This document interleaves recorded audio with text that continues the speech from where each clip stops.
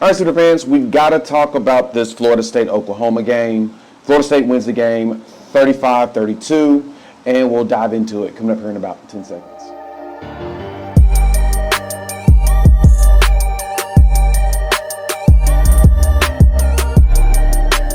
What's good, everybody? It's your boy Jay here with Unfair Sports, where we take a pensive approach to the sports conversation. And of course, we're going to talk about the Cheez-IT Bowl. And I want to talk really about the moral victory we got out of this game. I normally do my morning after. I'm going to do it tonight after since I'm flying tomorrow morning.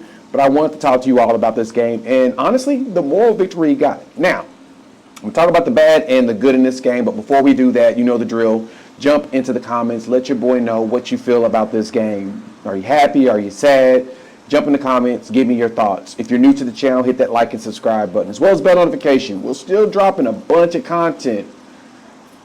National Signing Day is in February, so we've got a lot of stuff coming over the next few weeks. We'd love to have you part of the family. And if you've been here for a while, hit that share button because sharing is caring. So we appreciate that. And let's dive into this game. Florida State pulled it out 35-32 on basically a game-winning field goal with 50-something seconds left in the game, 57 seconds left. And then the Sooners had the opportunity to, and we just, no timeouts. We could not prevail in the end. But I want to talk about some of the key points. So let's go first negative. The timeouts that we called in the second half were kind of brutal. I think that may have helped cost us this game because this game was actually winnable. And we didn't think that before. A lot of y'all thought initially that, oh my God, there's no chance the Sooners win this game. There's no chance we even be a part of the game, mainly because we lost so many players to opt-outs. We lost players going to the draft. And it's kind of surprising that we actually showed up. So I'm actually proud that we played as well as we did. We gave up 587 yards total in this game, with most of them coming on that last drive, which was about 60 yards. I'd say it was at the last two drives we gave up roughly all 500 of the yards.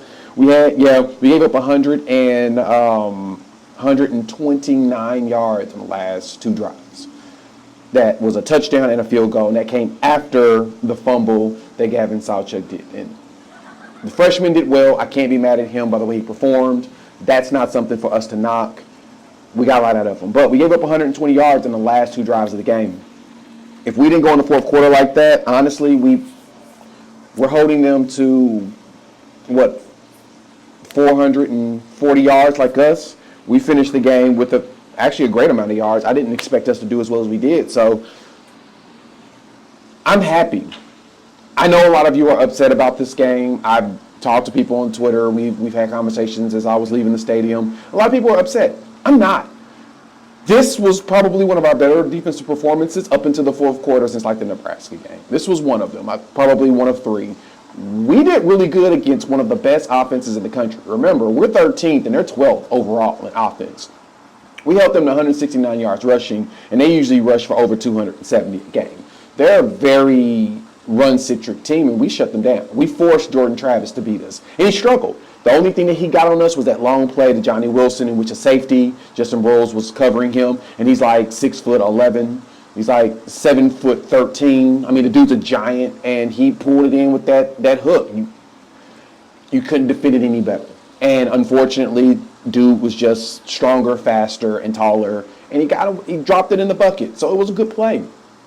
But outside of that, y'all, did y'all see what we got out of our line? I mean, we gave up 6 sacks, and I think Dylan held the ball a little bit, but we had freshmen on the offensive line. We didn't have Anton. We didn't have Wanye. And our line actually looked a lot better than I thought we would. We were a 10-point dog in this game, and we lost by 3. And we were leading most of the game. If Sawchuk didn't fumble that ball, if he held on to a little bit better and made the ground cause the fumble, we might have won this game. So it was just little things that we need to clean up. And as Brent Venables mentioned in his post-game presser, the winning's going to come because there's good habits happening every week. It's not going to be perfect. They're still learning. I get that everybody's upset, but we played a lot of young players in this game, and that warms my heart on this performance, is that the young players actually played. They fought. The defense looked like a Brent Venables defense through most of the game. We just didn't close it out, and that's fine. It happens. It happens. I'm not the biggest on moral victories, but at the same time, I understand when great things happen, you got to give props. And a lot of young players played and we did good. Javante Barnes and Gavin Sawchuk both had 100 yards in this game. Sawchuk should have had another touchdown that they took away from him. I still think that's a BS call. There were 20 penalties to 2 in this game. So, yeah, they called 3 penalties on Florida State, 7 on us. It wasn't very good penalty-wise. And it didn't really hurt us as much. It was a little silly stuff. But overall, we look like something that can compete long term. And so as we dive into the game itself, Dylan Gabriel for 243 and a touchdown.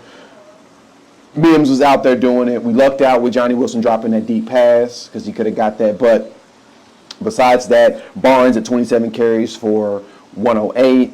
And then you had Gavin Sawchuk, 15 carries for 100 yards. Both of them scored a touchdown. Sawchuk should have had 2. But there's a good chance we've got a lightning and a thunder set up here. We've got a Lawrence Maroney, Marion Barber type offense. Rest in peace, Marion Barber. We've got something special with these 2 freshman running backs together.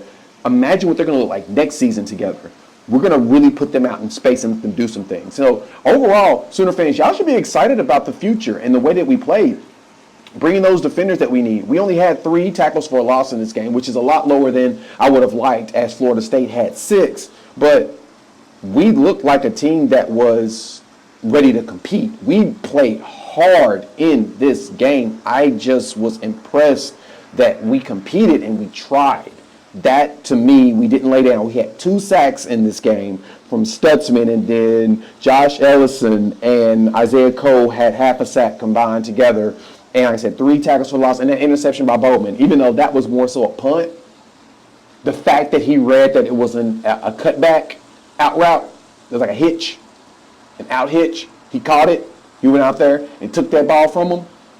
We got to do more of that. We need more instinctive stuff like that. And I think we'll get that long term. This defense, the way they played overall, looked like a Brent Venables type defense. And of course, Venables understands Florida State. He's coached against Norvell since he's been there.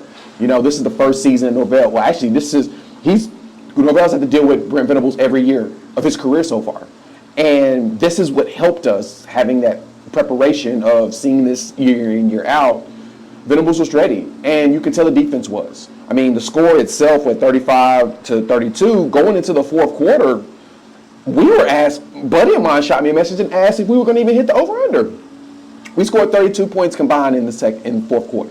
Like, before that, it was close. Like, 18-17 going into the 4th quarter. And then, it looked like the teams both got tired. But besides that, this is what you want to see is a team that's going to fight, a team that's not going to lay down, even when it looks like the odds against them. Remember, Florida State had 0 opt-outs. 0. I'm talking to Florida State fans all around me the entire time of the game, and they're just like, yeah, y'all playing hard. I'm like, that makes me happy. That makes me feel good that you all see that, yeah, this team is a lot better than we thought they were going to be. Coming in at 6-6. Only thing I'm sad about is we lost the streak of 23 straight seasons with a winning record. Now that's owned by Wisconsin, who's at 22 right now. And that's fine. Sometimes you got to start fresh with a new coach. But he went out there. All the games were close this season. We only got 1 blowout. Or 2 blowouts. That was TCU and Texas.